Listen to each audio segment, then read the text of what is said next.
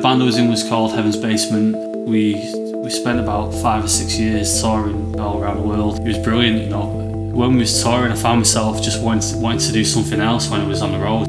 The idea was just to start doing bits of artwork on broken drumheads and cymbals after shows, really, and selling those on merchandise at the end of the gig to get a bit more money to have a good time with after the show. I remember we had like 3 or 4 days off in Chicago on one of the tours, and I went to find the nearest art store and just buy a load of materials and, you know, start growing a collection of artwork. I always feel like a musician, still a drummer, you know, it's what I've always done, but I definitely feel more like an artist now, which is really surprising to me, because a few years ago, if you met me or if you knew me a few years ago, I was very much, you know, the band guy. I don't really see it any different. I was playing drums and that was my form of expression back then, and now it's painting. For quite a while I was obsessed with finding my style, what is it going to be, and I think the second I let go of that kind of obsession, I found it. I guess there's like a narrative to my paintings, really. You know, there's a story behind them. Similar to song lyrics, you know, a song tells a story.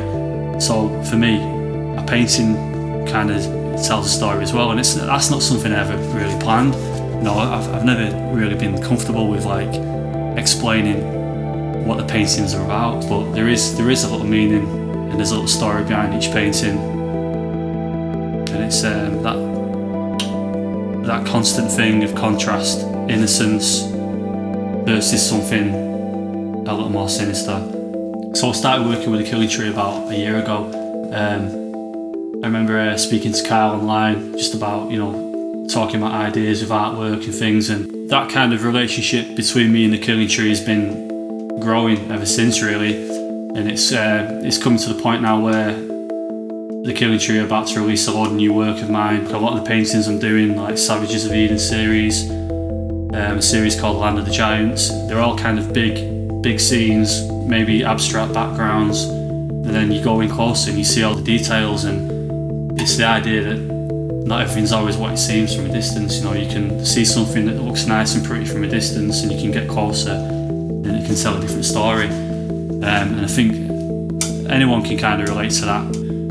For me, it's great now to be associated with you know, the biggest independent art fashion brand in the UK. People always want some artwork to hang on the wall or to wear on a t-shirt or anything like that.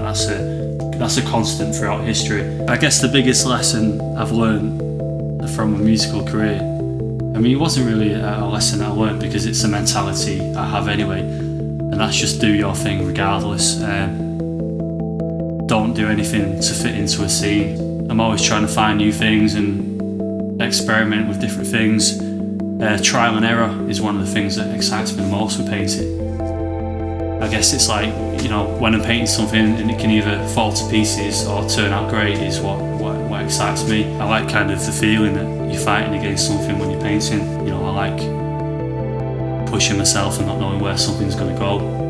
I guess I've always enjoyed going into the unknown. I don't think a comfort zone's a place to be for anyone creative, musical or painting, acting, whatever it might be. Like, stay away from the comfort zone, really. If there's a set of rules, I think go against the grain and find your own kind of style, find your own way, because that's how something new's created rather than fitting into a mould, really.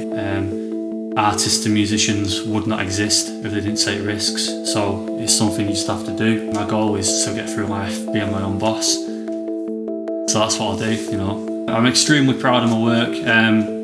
I'm a very obsessive person. I find myself, I'll come down here in the day, work on the paintings, but I'll be thinking about it all the time. I'm putting everything into my work. It's literally, it's my absolute obsession now.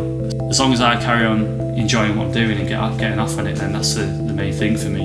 I'm really, really excited to be part of the new Exposing Art series with the Killing Tree. It's a fantastic way of introducing people to artwork and artists around the world. There's a lot of creative people out there, and you know, you don't always see it straight away, so to have people like the Killing Tree go and find them and bring them together and give people the artwork, it's a perfect opportunity to, you know, reach all those people with what I'm doing. You know, to create something in this room in north of England to be then exposed across the world is excellent.